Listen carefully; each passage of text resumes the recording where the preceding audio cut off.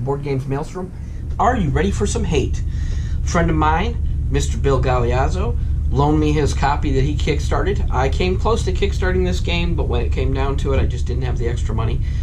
But he did, so he's going to let us open it up and take a look at it. We're not opening it from shrink wrap, so we don't need the zombie knife, which I'm sure you guys are familiar with if you watch my channel at all. This is what I'm going to use to take care of zombies when and if the zombie apocalypse happens. But for now, I usually open up my games with it, but not this time. We don't need that.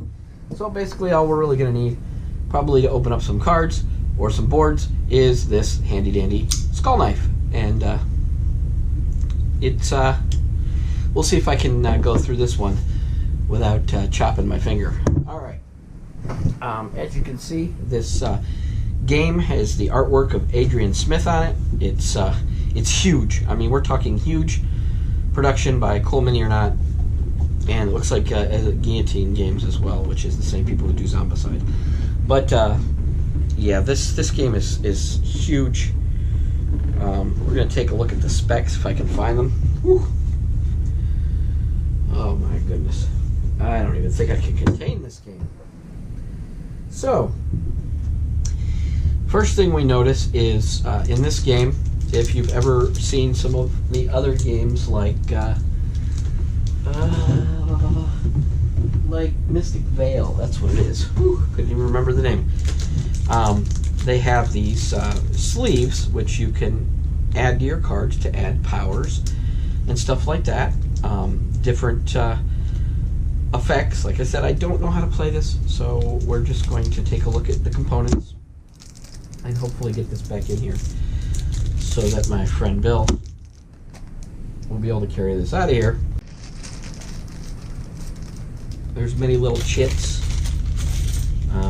These seem to be little eyes. I don't know if you can see these. Not sure what they're used for. And apparently I suck at finding the opening. Whew, that's not good, right? Right? And we're gonna put these back in here, set them off to the side, and take a look at some of this other stuff. Here we have, and what I like is, you know, again, what I like with a lot of games is, and the reason I'm using this skull knife is so that I don't have to struggle with the cellophane that I usually have to struggle with on games. So we're going to take the plastic off the cards, and as we can see, the cards have a place to go back into, as well as the tokens and the sleeves. They all have a place to go into, but let's take a look at some of these cards. You can see that the cards have different effects and different pluses and minuses to them. I believe this is a skirmish game from what I could see from it. This is also a game that will not be going to retail, so if you're looking forward to getting this, the only hope you have is if they run another Kickstarter, which if they do, I may have to find the extra cash to back it, because this is, the production level on this is out of the park. And if you know anything about my channel, I like good production games. Love them. Different cards, I believe, that you play. These are not your people, but these are effects you can play as you're battling against them. Very cool cards. Again, what do we got in here? We have what every person wants at a game called Hate. Horned Skulls. Yeah, I'm sure these will be used for something. But we got some horned skulls, and I hope my friend Bill has the skull painting down, because there is a whole heck of a lot of these to paint if that's what he so chooses to do. There's a lot of bases for the games. I don't think we need to take these out of here. Everybody's seen these before. Also, we have red skulls, not to be confused with Marvel and Captain America, but we also have these flame markers. And again, I'll show you one of the red skulls. They're pretty much the same as the gray skulls. Just And the Gray Skull's not a He-Man reference either. So put these down in here, and then we're going to lift this part of the game out, and we're going to move it off to the side over here so that we can take a look at a few more other things. Looks like we have some rule books. Let's take a look at these. I'll open these up. Me and cellophane. It's like my arch nemesis, cellophane. Alright, what we have here is this is like paper. I'm not sure whether they're score sheets or gameplay assists or what they are, but they have different map sheets, and there's different let's see what this says. Feats of savagery, permanent trial. These must be like disposable player boards, I guess.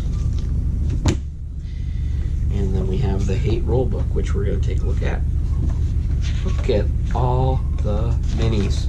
I mean, the artwork on here by Mr. Smith is amazing. The rulebook seems to be, you know, pretty colorful. It looks like there's a lot of reading, and it's quite lengthy. But I'm sure that the rules will be pretty clear. I don't know.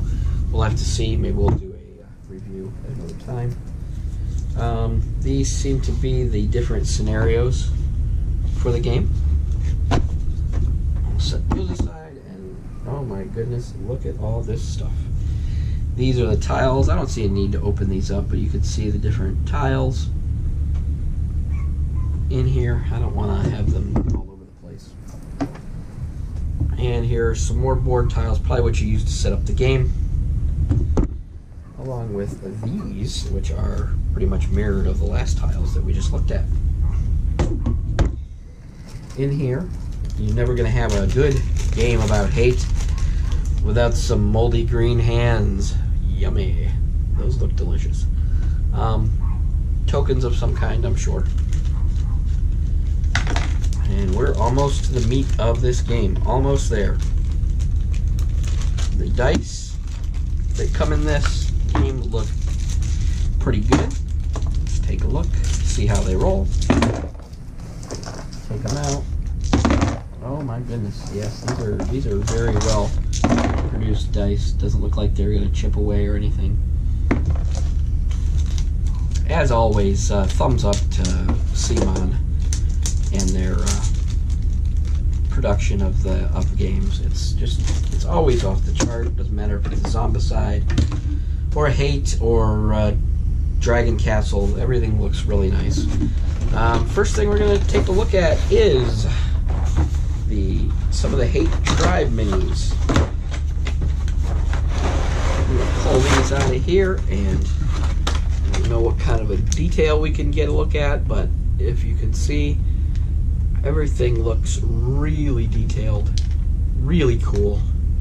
Try and get it across here so you can see all of them. Lots of big swords and giant axes and different kinds of weapons and shields and chains, and this is a lot of painting. That's the one thing I don't envy. I love to paint, but oh my goodness, this is a lot of painting. And this isn't even the big ones. This is the smaller ones. This isn't even the big cool ones that come with this. That I'm going to pull out right now. This is the meat of the game.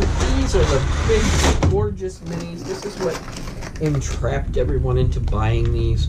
And I'm going to go slowly across here so you can all get a look at these minis. I mean, just look at the detail in these guys from front to back. The axe to his kilt or whatever it is he's wearing. Hair dress. I don't know.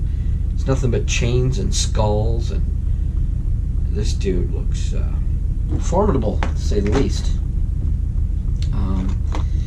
Take another look at another guy. Oh my goodness, do these look gorgeous. Cool Mini are not always knocks it out of the park with miniatures. And unlike Shadows, you don't have to put these together, which is a plus for Bill. Seems like they all like hook together though. That creepy looking thing, two-headed claws, tail, lizard-like bone creature, very cool. I gotta try and keep an eye on how these are in here so that I don't. There we go. I think we all got them back in there. Look at the blades on this dude. Look at the detail in these minis. The detail in miniatures has just gone through the roof the last 4 or 5 years. I've seen some of the older minis that people have made, but this is just these are just fantastic. Just look at the musculature on this whatever the heck it is. Ugh. Oh, he's got another dude coming out of his chest. Oh my gosh. Look at that. Whew. Alright. Well, this has been a look at a incredibly detailed miniatures, an incredibly huge box, an incredibly successful Kickstarter. So I'd be thinking they'd be coming around for a round 2 at some point in time. But until that happens, I'm just going to have to admire this from afar, and maybe we can get Bill to share some of his painted miniatures when they're finished, so we can see what some of these look like with some color on them. Maybe I'll have a special show where we'll take a look at that. But thank you for stopping by this unboxing of Hate. It looks to be a very interesting game. Maybe in the future we can take a look at how it plays and how things look when they're all finished up. But until next time, thanks for stopping by the Board Games Maelstrom.